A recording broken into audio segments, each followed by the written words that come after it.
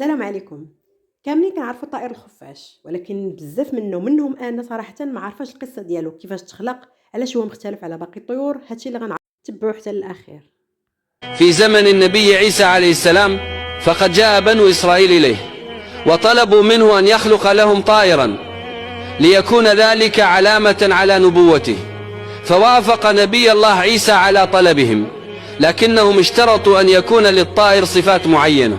قالوا له: نريد طائرا يطير بلا ريش، ويلد ولا يبيض، ويحيض كما تحيض النساء، ولا يطير في النهار بل يطير في الليل وينام في النهار، ولا ينام مثل سائر الطيور بل ينام مقلوبا، ويكون له أسنان بدل المنقار، ويضحك كالبشر، ولا تكون فيه عظام، ولا يبصر شيئا إلا قبيل الغروب.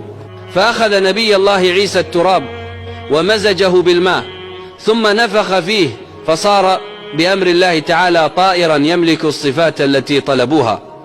فآمن بعضهم في الحال، أما الآخرون فكذبوا نبوته.